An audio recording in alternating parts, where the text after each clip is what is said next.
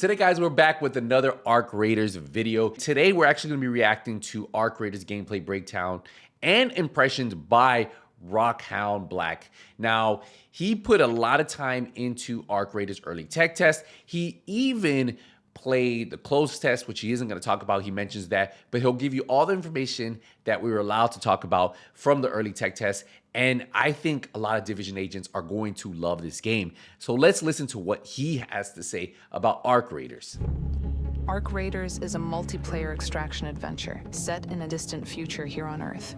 The opening words of the narration have been chosen very carefully. Arc Raiders is a multiplayer extraction adventure, and by choosing to use the word adventure here instead of the word shooter is a significant statement of intent. The phrase multiplayer extraction adventure shooter would be more accurate, but it doesn't exactly roll off the tongue. We all know Arc Raiders is an extraction shooter, but by using the word adventure, Embark are conveying that they're positioning the game as an extraction shooter where the narrative-related exploration, questing, and progression elements of the game will play nearly as important a role as the PvP and PvE combat. And it's that difference, along with the readily conveyed in-game information, uncomplicated but ballistic gunplay, and straightforward damage and health systems, as well as fundamentals like it being a third-person shooter, that will help Embark to land the game squarely in the serious casual part of the shooter game market. Arc Raiders is So that was actually pretty spot on, right? When I played the game, I'll tell you, I felt that Arc Raiders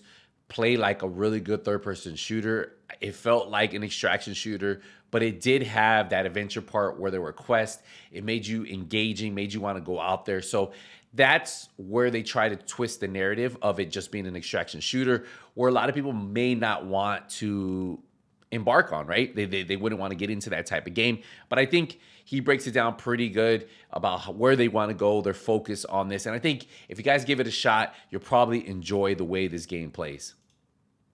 Destined to have wide appeal, but it will never stray too far down a hardcore path towards what many might consider the Escape from Tarkov end of the extraction shooter market. There's no bullet tier based damage system, and the learning curve is gentle with a wealth of information provided to players during a round. Having said that, it still keeps the core elements that an extraction shooter needs, and that's adequate tension with all your gear being on the line, aside from that one item you've stowed away in your inventory safe pocket. Embark using the word adventure in their key description of Arc Raiders is something they would have put a lot of thought into, and is as much about what type of game they don't want it to be as it is about what they want it to be. Don't let the adventure term confuse you though. Arc Raiders isn't what you might think of as a traditional adventure game. The term is 100% being used to tell you the overall vibe of what is, at its core, an extraction shooter. The overall gameplay loop for Arc Raiders will be pretty familiar to anyone that's played an extraction shooter previously. Your pre-round location and the home base for all raiders is Speranza in the region of Toledo. The images you see here are simply introductory. They don't represent any sort of open, out-of-round environment that you can move your character around in. Instead, between rounds, you can move through a browser-like UI with 3D imagery to pages that include a main hub, traders, quests, daily challenges, your inventory, your workshop, character customization, a battle pass, and a character progression or skill tree. So these pages have some 3D elements, but there's no out-of-round environment to roam around in. And this is pretty much what I expected, with the game being priced around $40 and So that was actually surprising to me. I thought maybe we'd be able to move around, kind of like you've seen in other games, even like a central hub, something that you might have saw. You remember Division Heartland, but I guess there just isn't that. It's just the UI system. You select on what you know, you go to your traders. Maybe later on they'll try that, but he does say it's expected on a game that's priced around $40. So that's less assets. They have to focus on creating that hub, have players in there. You know, that could be a turnoff for some people. But I think in the end, as long as the game that you go into, you launch into is good, does it really matter? Probably not. To be fair, there would be no advantage to having an open world base because it would simply take a lot longer to complete your out-of-round activities. This brief shot of the diner or bar in Speranza is the backdrop for the main hub screen in the game, so this is the backdrop where you'll see your character and teammates before you go into a round. By the way, this strange looking plant that's growing up the back here is torch ginger, a plant you can harvest in-game and use to craft sterilized bandages in your workshop between rounds. Oh, that's kind of cool. After sorting your inventory and selecting your loadout, you select a map before starting matchmaking. During the tech test, we had 3 maps, Dam and Spaceport, which are large open maps with some big industrial buildings to match their settings, and on Spaceport even massive rockets laying around. And the third map is Buried City, which is a high-density Italian village partly inundated with sand dunes near the coastline. Each map offers its own unique feel. I think by the time of launch though, I'd like to see at least one more map added for the game's release. You could choose to enter around solo or as a team of up to 3 players, and you could choose to squad fill with randoms or not. As an alternative, you could also choose to complete a trader run, which is like Escape from Tarkov's Scav run. Trader runs meant you got given a weapon, usually not a great one, a little ammo, and if you're lucky, a bandage. As a team, we had at least one trader run where I wasn't provided with any weapon at all. That's actually pretty cool. I did not get to play that trader run, and I think that's actually a really cool that way, because you do lose your stuff. So if you do a trader run, like he said, you can go in there, scavenge a bunch of stuff, come out, extract it, and boom, you can sell those items or keep them, right? Put them in your storage. So that is actually a pretty cool feature that I didn't know about, that I just learned today with you guys on this video. So I had to use the ice axe-like raider tool as a melee weapon and then search for a gun and ammo during the round. Squads and solos were all in the same servers together, but as a solo it was pretty tough going. I think it's highly likely that for future playtests with a larger player base, Embark will provide solo servers, but also give you the option to go solo into a squad server if you want. So I will say there were no solo servers, so you had to queue in, and if you're running against a 3-stack and they're running around next to each other, it's going to be very hard, especially in this game, to solo wipe them. Maybe later end game when you have a lot of really high-tech gear, but then they'll probably have high-tech gear too. So I'm assuming, hopefully, as the game goes on, at least they have like a solo queue server where a bunch of solo players can go in. I think that'd be ideal. And then also have the trio server that they currently have right now, which I did when I did queue up. It randomly gave me 2 people and we kind of just ran around. I didn't get the mics working too well. We weren't talking. We were just like running with each other. You want to try your luck. Once matchmaking occurred, we watched this cutscene that portrays a team of 3 raiders about to hop into these pods, which travel through repurposed tunnels that deliver you to your spawn location, which is usually on the outskirts of a map, although sometimes you might spawn in closer to the middle. Sometimes the spawn locations were in the other end of the pod tunnel, but sometimes they were just out in the open or in a random building. Wherever we spawned, it was always distant from other raiders. In this gameplay, the party has spawned on the eastern end of a derelict motorway that bisects the Buried City map. The round length for the tech test was set at 30 minutes, but sometimes we spawned in as late as almost halfway through the round, so you had to be prepared to change your initial plans if time didn't allow for plan A. The first thing we did when we spawned was check our location on the map, and this is what it looked like. The map conveys a lot of info. At the top, we can move between our inventory, the map, and daily challenges to try and complete, and on the left, we have the steps in any quest we've accepted. In this instance, the player needs to go to the research building located here, and then search for the correct lab inside, then find a seed vault in that lab. Each of these steps will be conveyed to the player as they achieve them. Quests that required us to visit a location like this could be completed whether or not we extracted successfully, which reduced some risk and could change how willing players were to engage in combat once they'd completed their quest. Below the quests are crafting recipes we've selected to track between rounds, so we have some awareness of which loot we want to keep. On the map, we can see the party's location here, and then the areas with the highest tier loot are coloured red and medium tier orange. As you might expect, these also represent the highest and second highest presence of ARC machines, and are also the places we're quite likely to encounter other raiders. The loot types we're likely to find in various areas are also shown to us on the map. For instance, at the top here we can see a cross that represents medical loot located in the hospital. This symbol represents a colony field station where we can usually find a small amount of loot, but they are also locations we can carry a field station crate to, as you can see in this image. So we'll usually find these crates within 100 meters or so of a field station. We then pick them up and have to walk to the field station and insert them into a machine that unlocks them so we can recover the loot. It's a somewhat risky activity because we're unarmed and moving slowly, so it's best done with teammates close by. This symbol represents an ARC probe which we can breach open with our ice axe like raider tool. Breaching is noise crazy. It takes 10 seconds or so to complete, and the probe makes alert noises while we're doing it, so potentially raiders or arc machines nearby might hear that. It's worth it though because the probes contain decent arc materials that we can use for crafting or repairing armor.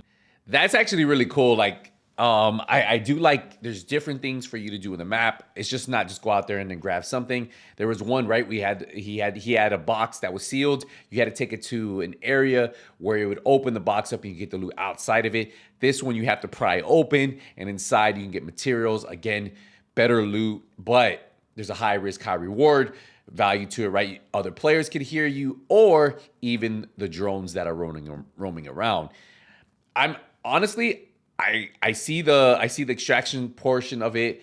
I see the adventure portion of it. I'm liking it so far. Let me know in the comments, what do you guys think so far of what you heard during the round. These train symbols represent the main extraction points, and these ones are raider hatches which require a key. The main extraction points close throughout the round, and towards the end of a round there might only be 1 or 2 still open, and you can see that by the varied time left on the extraction points. Most rounds we'd have a quest or two we wanted to complete, and therefore probably a location we wanted to go to, although some quests simply required us to bring back particular types of loot, either from downing arc machines or simply through searching for the right items. We could place markers on the map directly, or we could ping locations visually. We could also ping most things of interest, like arc machines, other raiders, objects, loot, and so on. And we could ping multiple arc machines or raiders at the same time, which was really useful. During the playtest, we couldn't open the map and run at the same time, but I'd like to see Embark change that in the future so we can keep running while taking a quick look at the map. Let's now run through the elements you see in the HUD. Your player's health and armor bars are highlighted by being a slightly larger size than that of your teammates. The blue line represents varying armor types. Armor varies in weight from light to medium to heavy, with the technical difference between them being that the heavier the armor, the more deflector antennas it has. So they work as a kind of force field which gets depleted when we get hit. Armor can be upgraded by multiple levels by using crafting items that we've looted or purchased from a trader, and an armor bench installed in our workshop. The heavier the armor, the less weight and loot we're able to carry before you become encumbered, which greatly limits our ability to sprint and move freely. If our armor gets damaged, we can repair it using either an armor repairer that we've bought from a trader or one we've crafted in our workshop, or an arc power cell that we've looted from a downed arc machine, and that'll fill some of the bars.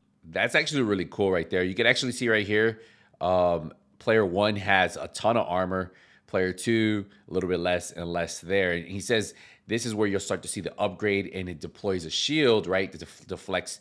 Kind of, if you guys play Division, you know, your deflector drone, but obviously this one's like an OP deflector drone, right?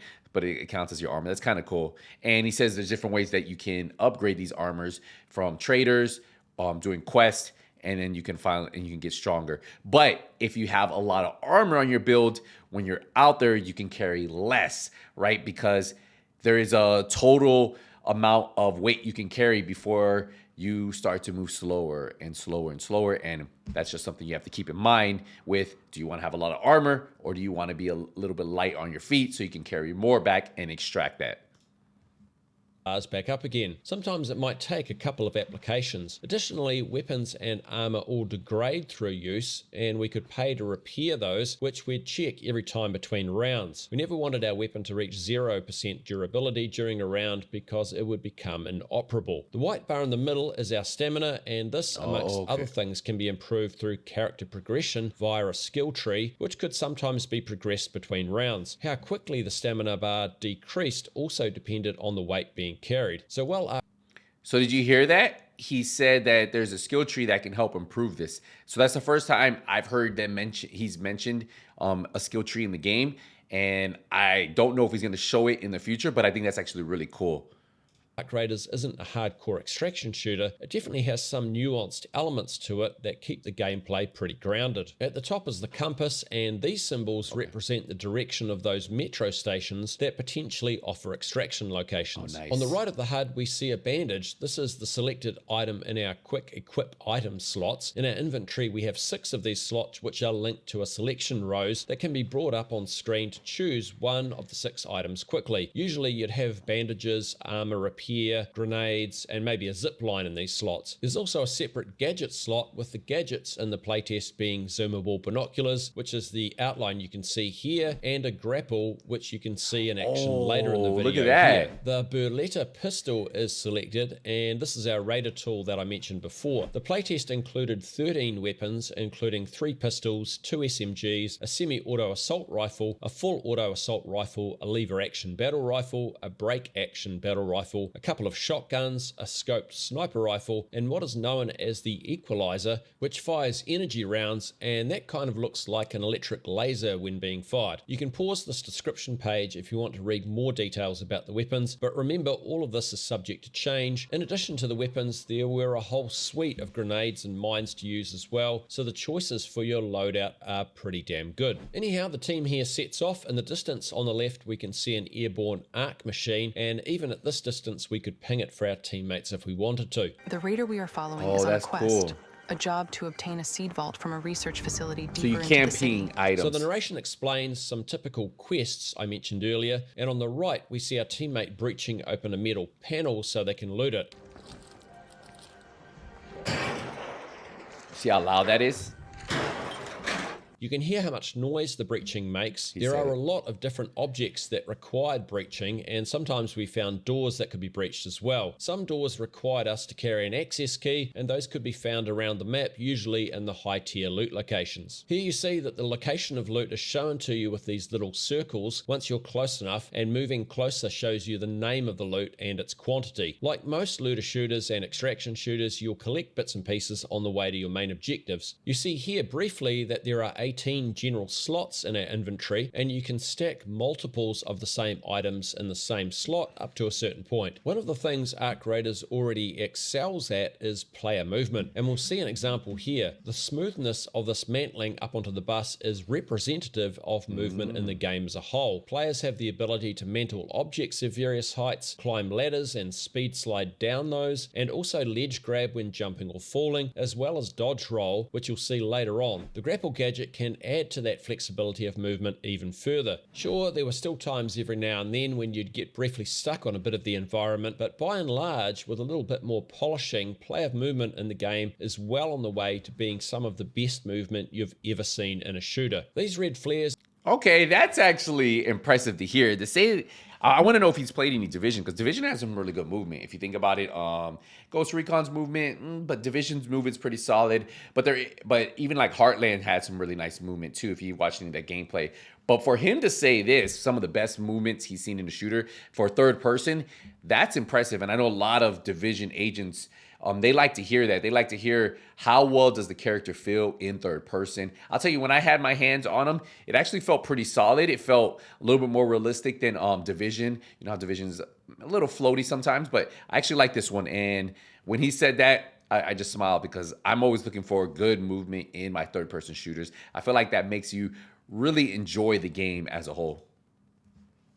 Shot high into the air when a raider is knocked down, letting everyone in sight know what's happened. If we're downed, we're able to crawl so that our teammates, if we have them, can potentially revive us. There's cool. limited time to do this before we succumb to our injuries. We could also potentially be revived by any player who is carrying a defibrillator, which is a single-use instant revive device, as opposed to a normal revive which takes about 10 seconds or so with our teammate interacting with us, similar to revives in many other shooters. The ability to revive players who aren't teammates is something I think Embark will need to consider carefully, especially when combined with proximity chat, because it brings with it the opportunity for some pretty toxic behaviors to arise. So maybe the downed player might need to have the option to accept the revive or not, so at least if it becomes clear that the opponent is just going to kill them again right away or whatever, then they can just opt to die. And like many other games, while we're down, we can be killed by an opponent either through additional gunfire or by being meleeed. Arc machines won't shoot you while you're down though, which 99% of the time made them more merciful than any player opponents. Additionally, we could also choose to equip a fake raider flare designed to tempt other players into approaching the area. As far as I could tell, we didn't really see these being used much. On the right here, you can also see another one of the airborne arc machines. We then move to our team using a zip line to cross between buildings. Birds on the zip line fly away and make noise, potentially revealing our presence to others. You can see the player's grip on the zip line doesn't quite match the handle, the game has a few minor animation things like this that need a little polish. Our player then uses their binoculars to observe another raider in the tower shooting at several arc machines. The binoculars have a zoom function as well as a built-in rangefinder. Our player pings the tower, then they jump to a lower roof, and you'll see something interesting. On the first jump, our player takes a small amount of fall damage, but then on the second jump, they complete a dodge roll, which mitigates fall damage from that height. In fact, you could jump off quite high buildings, and the dodge roll would, at a minimum, reduce the fall damage a lot. Just here you can see one of the entrances to the metro stations, which are the main extraction points on the Buried City map. Pretty much every single round we'd have encounters with arc machines, either airborne or ground-based ones. I'll come back to the types of machines later, but just know that some engagements with arc are worth picking and some aren't, either because of their type or because you might give away your location to other raiders. During the tech test, we had many times where engaging with arc meant that other players turned up to pick a fight. The arc machines here are known as wasps and fire light ammo from twin guns. These guys are easy to take down and can only really get shots on you if you let them hover stationary for too long. Notice here that the raider switches stance from right to left-handed, which is a great feature to allow you to protect your body around corners more readily. Once an arc machine is down, you can loot it for parts, which this player is about to do. Usually there'd be some ammo and arc parts to collect. These players unlock and enter a pharmacy or drugstore that they're interested in for their quests, and you can see that some locations are super dark inside. You always have a light equipped and can turn it on and off, and you definitely need it. Sometimes stairwells in buildings are so dark we couldn't see anything without a light, and the stairs don't always have banisters, so it's easy to fall and injure or even knock yourself down if you don't have the light on. Of course, the lights can also give your presence away. You can see that the loot found here is location specific, and this was mostly the case throughout the maps, but sometimes you'd find things like sterilized bandages in places you wouldn't expect. The scene jumps, and here our party encounters another raider and chooses the option to offer to team up with them using this communication rose.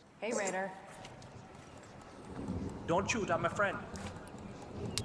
You wanna split the loot? And the other raider does the same by saying don't shoot. This type of interaction in the playtest was relatively rare, but did happen from time to time. Most players would shoot on sight, and I'll come back to that side of things shoot on part sight 2 of this video. Like that. Unfortunately for the other raider, they get downed by a sniper shot from a rooftop around the corner. You can see their flare going up here. An additional comms rose for pings is also available to give various callouts such as attack here, extract here, and so on. You can see the downed raider is able to crawl around here. One of our team throws a smoke grenade, which you can see provides expansive, dense smoke for cover, which I like. A really nice sense of the varied terrain and the mixture of old and newer buildings in the buried city from this view. Sometimes engagements with arc machines and other players will happen simultaneously, and things can get pretty complicated and sometimes unlucky in those situations depending on the number of arc or players. The gameplay then shows our team has moved on and are making their way to the research building where they need to find the lab and seed vault. Note these metal gangplanks that are in place between many of the buildings to provide varied access. Buried City is a fantastic map for its variety of terrain and movement like this, and once the players are in the building, that part of the quest gets completed, and the same with the lab. Finding the seed vault, they briefly interact with it while their teammate pings some antiseptic they found.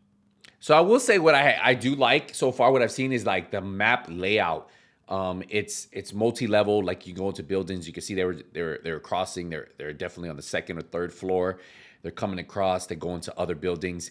The map layout so far, from what I've seen, seems pretty cool. Also, another thing I wanted to mention was the left to right. You know, the shoulder swapping. I've seen some third-person shooters don't do it, and it always like drives me crazy because that shoulder swapping from left to right is so crucial, especially in third person. If you want to take angles on players, take angles on enemies, you know, it's just something that needs to be in games, and good to see that they did it. So far, really enjoying the layout that I've seen of this map that we're kind of like watching here. In this instance, the interaction with the seed vault completes the quest, and it doesn't require them to successfully extract as well, which I'll also come back to in part 2. The level of detail in these buildings is so good. In fact, through all the maps, the Ark Raiders environment provides such an immersive sense of the world the Raiders and the Ark meet in. Everything that you find will be lost if you don't make it out alive. The narrator then points out one of the core pillars of Ark Raiders being an extraction shooter, that everything is lost if you don't extract successfully. You do have a safe pocket for one item in your inventory, so you'll... So did you hear he mentions it, she mentions it.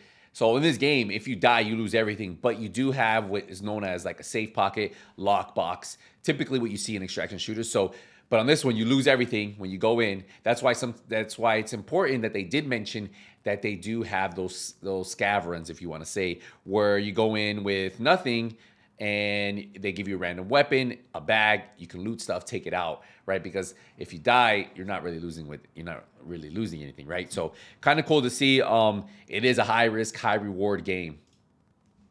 At least recover that item no matter what happens. The team then engages another raider. The automatic weapon being fired is called a Stitcher and was great in close quarters like this. The player in between is using a semi-automatic weapon called a Kettle, which I didn't really rate compared to the Stitcher. And I didn't mention it before, but our player's Berletta has a suppressor added to it as a mod. Let's watch this play out for a moment. See how good the sound sounds when you're running around? Raider, contact. Our team chases the other raider into a nearby parking building where an intense firefight is about to break out between our team and the other raider and their teammate.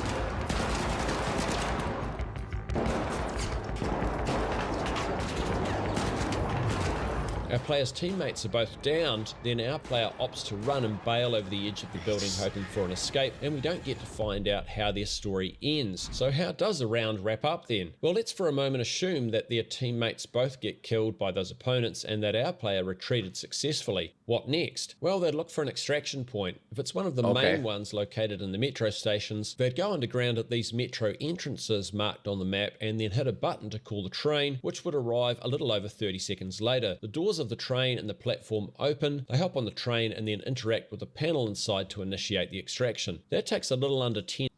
That's actually pretty good. You saw that he says that you would take the stairs down and then you would call in the train. It takes about 30 seconds.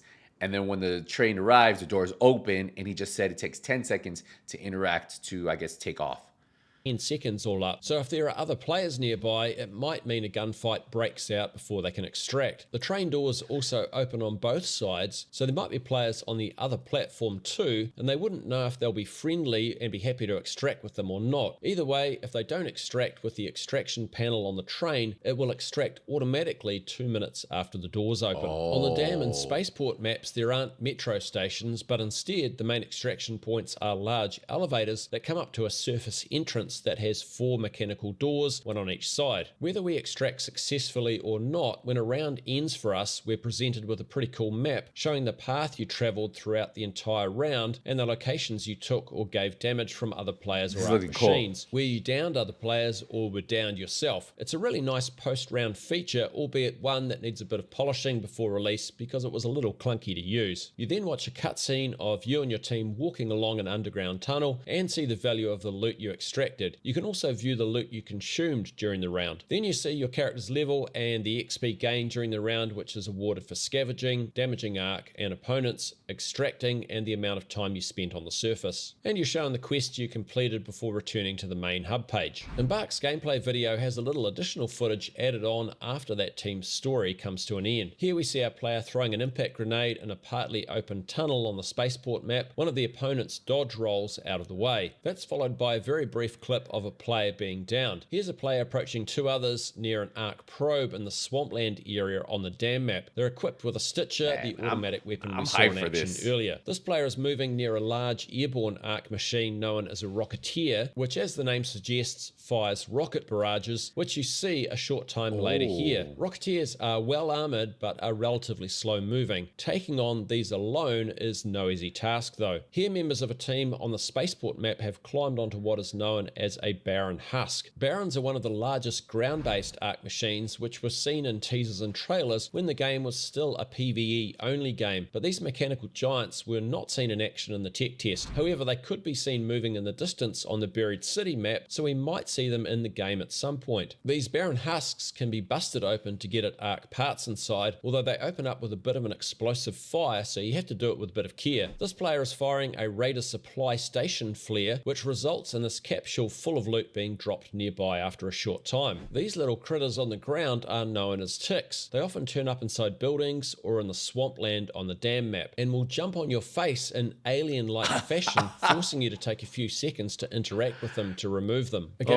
check out all the attention to detail with this indoor space. The environmental team at Embark have done a sterling job already. This poor player is being chased by a bison, which is currently the largest ground-based arc machine in the game. They take a huge amount of damage to bring down and can leap themselves over 100 meters or so to suddenly jump to your location if you happen to decide to take a few pot shots at them from a distance. Currently, there are 9 types of arc machines in the game, and I think this is one area that could be expanded on before launch. I'd like to see more variety in the arc machines, for instance, adding what I would call the Peacock, an arc that can fly short distances, land, then unfurls a mounted machine gun which does serious damage. With only 9 types of arc in the game, it did start to feel like there was a lack of variety in them, and I reckon having closer to double that number of arc machines. So you hear what he said, that he thinks that because he actually got to play a lot of it. He said he felt there was a lack of variety of enemies, and he thinks that they should add a few more before the launch. Currently, there are only 9, right, that he's seen. But obviously, he did say that there was that big one that isn't in the game yet, so that would probably be 10. But he would like to see it closer to maybe 18, 20. Types at launch would be a much better number. We get another shot of an indoor area, and you can see we get a really good mix of lighting conditions across the maps as you move from outdoor to indoor areas. I did feel that looking out of windows sometimes, though, the glare was a bit strong, but this was a minor negative on what is overall a visually spectacular and immersive environment. This shows. That's what I would say. I will say that from playing the game, the little bit I got to play, I was playing 4K max settings. The game, probably one of the best looking games I've played in a tech test in a long time. And that says a lot, right? But I will tell you, when I played it, max settings on my PC was pretty insane. And I have to give him credit exactly what he says here. An arc probe coming into land on the spaceport map, which can happen during a round, but you'll often find them already on the ground too. With this shot of a player using a zip line on the dam map, right on the dam, you get a good sense of the verticality provided across the maps with multiple levels to move through the same location. Also a close-up of the cowboy outfit here. Here's an arc hornet, which is equipped with a taser that stuns you and prevents you from moving for a second or two, about to try and strike a raider. This player is firing the lever action renegade rifle at some arc wasps on the spaceport map. So that concludes my detailed breakdown of. So yeah, that concludes his thing. He actually just showcases the full Arc Raider trailer without him breaking it down. But I will say he gave out so much really good information that I think was well known. I'm gonna put a link to his the official video in the description if you guys want to check it out. But yeah, I'm very excited for this. I think it has a lot of really good things going for it, and I think honestly, Division agents looking for something new, this might be it, especially if you've been looking for something like Heartland, a survival game. Right here, Arc Raiders. It's expected to come out 2025 on all platforms. I'm ready for this one. Let me know what you guys think in the comments. Hey, see you in the next one. Hey, NothingButSkillz out.